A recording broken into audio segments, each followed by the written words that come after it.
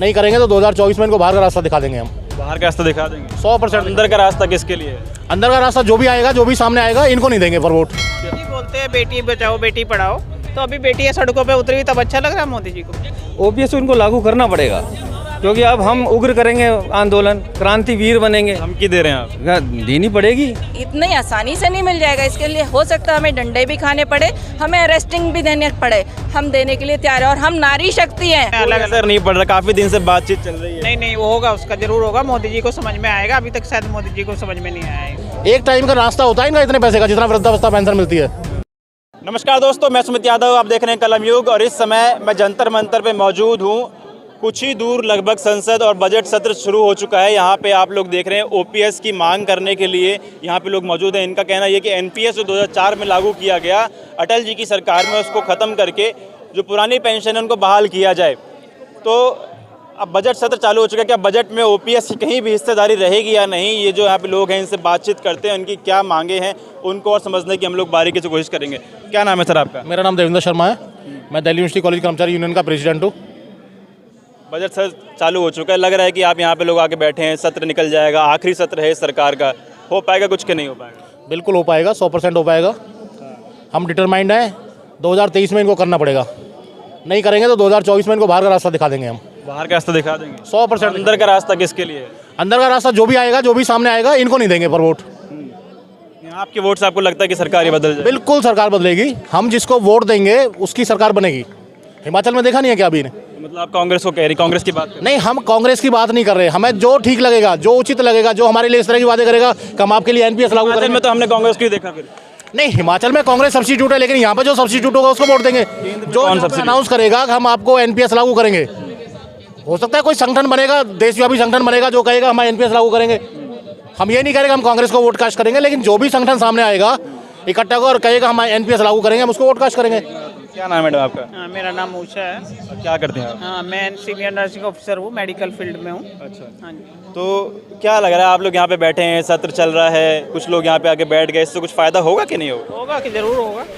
क्या फायदा इससे होगा? इन लोगों को मालूम भी नहीं, सत्र चालू हो गया। नहीं नहीं, इनको मालूम नहीं है, सब पूरी इंडिया में सब जगह फैला हुआ है ये सब स्टेट में अलग अलग। असर नहीं पड़ रहा, काफी दिन से बातचीत चल रही है। नहीं नहीं, वो होगा, उसका जरूर होगा, मोदी जी को समझ में आएगा। अभी तक शायद मोदी जी को समझ में नहीं आया ये सब। कब तक मोदी जी को समझ में आएगा? आ जाएगा, ज़्यादा टाइम नहीं है।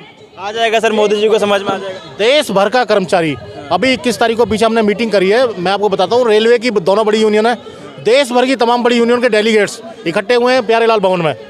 हमने वहाँ पे हुंकार भरी है, हमने गवर्नमेंट को चेताने के लिए चिट्ठी लिख दी है कि या तो आप हमारी एनपीएस लागू करो, नहीं करोगे तो फिर हम देशव्यापी आंदोलन करेंगे। आखिरी सत्र शुरू हो चुका है, ये बजट सत्र आखिरी है सरकार का। नहीं, बजट सत्र आखिरी है, लेकिन सरकार को डिसीजन लेने होंगे, नहीं लेंगे तो भुगतेंगे उसको डिसीजन को। क्या लग रहा है मैडम, कुछ हो पाएगा कि नहीं? हो पाएगा। कैसे होगा, कौन करेगा?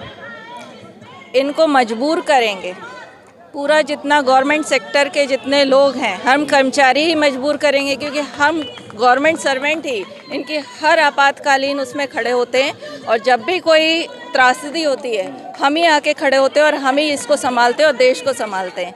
तो बिल्कुल हम ही इनको झुकाएंगे, चाहे कोई सरकार हो, हम उसका विरोध करेंगे अगर वो ओपीएस नहीं देगी। अच्छा, लोग लगातार बात करते हैं, क्या करेंगे आप ओपीएस आपको क्यों चाहिए, एनपीएस से क्या दिक्कत है? ओपीएस हमारा बुढ़ापा, एनपीएस में पूरी ज़िंदगी नौकरी करने के बाद अगर मुझे 1600 रुपये पेंशन मिलेगी तो क्या करेंगे उस एनपीएस का हम? ओपीएस चाहिए ही क्यों आपको? पेंशन क्या करेंगे? पेंशन क्योंकि प्राइवेट सेक्टर में तो पेंशन नहीं मिलती, क्या करेंगे आप गवर्नमेंट सेक्टर में? प्राइवेट सेक्टर में पेंशन नहीं मिलती, सेपरेट इशू है, लेकिन गवर्नमेंट सेक्टर में पेंशन मिलती है ना। पिछली सरकारों ने तो पेंशन दिया ना, पेंशन मेरे बुढ़ापे का सहारा है। तो अभी हम काम कर रहे हैं, अभी हम जवान हैं, लेकिन जब हम बूढ़े हो जाएंगे, जब पेंशन नहीं मिलेगी तो हमारी क्या इज्जत रहेगी घर में? उसके लिए वृद्धा पेंशन देती है सरकार? नहीं, वृद्धा पेंशन से गुजारा होता है क्या? वृद्धा पेंशन कितनी देती है? ये लेना ना, एक टाइम का नाश्ता होता है इनका इतने पैसे का, जितना वृद्धावस्था पेंशन मिलती है। ये जो पार्लियामेंट में बैठे लोग हैं, इनका नाश्ता होता है एक टाइम का। तो आप क्या कह रहे हैं, अब उनकी पेंशन से समस्या है, अपनी पेंशन चाहिए? नहीं, हमें दोनों चीज़, हमारी समस्या अपनी पेंशन से है, हमें उनकी पेंशन से समस्या नहीं। हम तो ये कह रहे हैं जैसे तुम हो वैसे हमें भी कर दो। अगर आप ओल्ड पेंशन स्कीम का लाभ ले रहे हैं पार्लियामेंट में बैठ करके, अगर आप एक दिन भी पार्लियामेंट के मेंबर बन गए तो इनको पेंशन मिलेगी, तो हमें क्यों नहीं मिलेगी? 60 साल नौकरी करते हैं हम।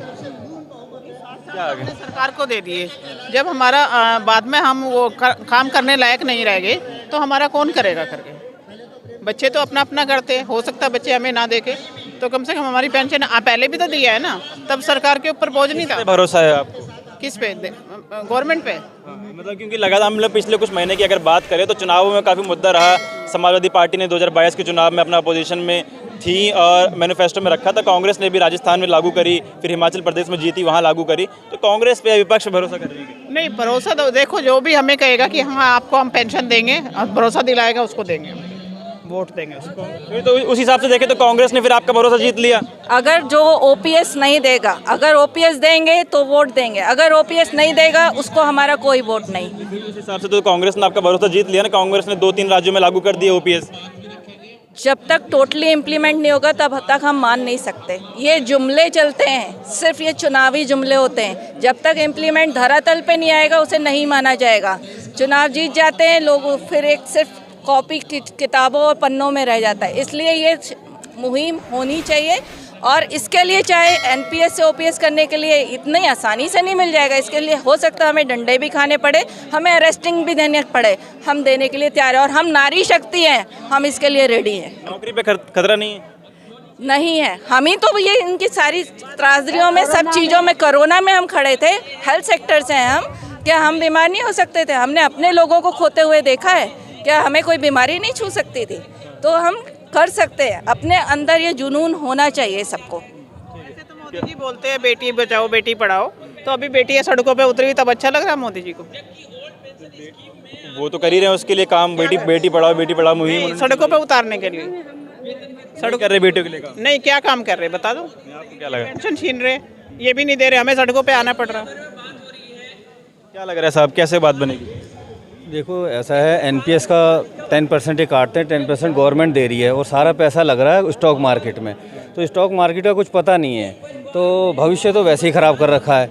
बेसिकली आप देखोगे कि अभी पीछे पूरा इनका, जिनको ये पूरा सहयोग देते थे, अडानी जी का पूरा ग्रुप गिरा, कितने शेयर गिरे, उससे पूरी अर्थव्यवस्था हिल गई। अब अभी हाल ही में कुछ लोग जो रिटायर होंगे उनको क्या मिलेगा?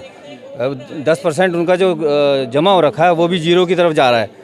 तो ये एक बहुत ही गलत नीति थी जो 2004 से शुरू करी गई है एनपीएस। उससे के बाद वाले तो अभी रिटायरमेंट पे कहाँ आए होंगे? नहीं हो रहे हैं ना, कई हो जाए, अब कई लेट लगे ना कई, तो वो फिर वो हो गए रिटायरमेंट। उनको तनख्वाह कितनी मिल रही है? उनको जो बाद की वो सैलरी मिल रही है वो 1600, 1800, 2000, मैक्सिमम 2500। तो 2500 में क्या होता है आजकल? 2000 पेंशन मिल 2500 पेंशन में क्या होता है? मतलब आप तो उतना वृद्धाश्रम वगैरह को दे रहे हैं, मतलब जिन्होंने काम नहीं किया, जो घर में बैठे रहे और उनका कोई काम तो था नहीं। हम लोगों ने तो अपने 40 साल अपने जवानी के दे दिए। अब उसके बाद हमारे पास थोड़ा सा भी वो नहीं है कि भाई आप जो है ओपीएस उनको लागू करना पड़ेगा, क्योंकि अब हम उग्र करेंगे आंदोलन, क्रांतिवीर बनेंगे। धमकी दे रहे हैं आप? देनी पड़ेगी, इकट्ठा करना पड़ेगा और बाकायदे इकट्ठे हो रहे हैं धीरे धीरे। ये तो अभी हमारे ज़्यादातर हमारे अभी नेता ही चल रहे हैं, नेता हैं ये सारे। अभी हमारे मास बुलाए गए हैं, मास जिसमें बुलाएंगे यहाँ पे जगह नहीं होगी। मास कब बुलाएंगे? संख्या बल कब दिखाएंगे? सत्र आज चल रहा है। ये अभी जो है मास सत्र से पहले आपको अपनी संख्या बल दिखानी चाहिए। संकल्प अभी दिखा है ना, उसमें संकल्प धरना है। अभी ये सिर्फ इसमें मेन जितने है ना, जितने भी जो एम्प्लॉई हैं उनके नेता लोग हैं वो हैं। तो जब आएंगे ना सारे के सारे, जब इकट्ठे होंगे तब इन्हें लगेगा रामलीला ग्राउंड भर देंगे। 38 यूनियन है अभी लगी हैं, इनके सिर्फ खास लोग हैं, सारे नेता लोग हैं। ठीक है, तो जी मैडम आपसे क्या नाम है आपका? मेरा नाम किम है, मैं नर्सिंग ऑफिसर हूँ पतलचेस दिल्ली यूनिवर्सिटी से। सर हम कोरोना में मरते बच्चे हैं, हमने कभी डरा ही नहीं। तो हम सरकारी के लिए हम दिनजर नहीं हो सकता, हम सरकारी के लिए काम करते हैं और पूरा 100% हम काम देते हैं। और हमारा पॉलिटिशियन 3 बार जीते हैं तो तीन पेंशन मिलता है। यहाँ पे हम 60 इयर्स काम करके उसके बाद 30 साल काम करने के बाद पेंशन नहीं मिलेगा तो क्या खाएंगे और बुढ़ापा में क्या किस सहारा पे जिएंगे? तो जंतर मंतर पे मैं इस समय मौजूद हूँ। ये आप मेरे पीछे आप देख रहे हैं पुरानी पेंशन की बहाली के लिए यहाँ पे विरोध प्रदर्शन जो चल रहा है। बजट आज से शुरू हुआ। क्या बजट में इनकी कोई बात रखी जाएगी या नहीं रखी जाएगी? लगातार पिछले बीते कुछ चुनावों में हम लोगों ने देखा कि चुनाव का मुद्दा ओपीएस, विपक्ष में ओपीएस का मुद्दा रहा है। तो आगे आने वाले चुनाव में 2024 के चुनाव में कितना बड़ा मुद्दा ओपीएस का रहेगा? इनकी मांग कब तक सुनी जाएगी? क्या वो इतनी बड़ी मांग बन पाएगी कि 2024 में उतना बड़ा मुद्दा बन के सामने आ पाएगा कि नहीं आ पाएगा? फिलहाल ये वीडियो मैं ख़त्म कर रहा हूँ। आप लोगों से मुलाकात होगी अगली वीडियो में, तब तक की नमस्कार।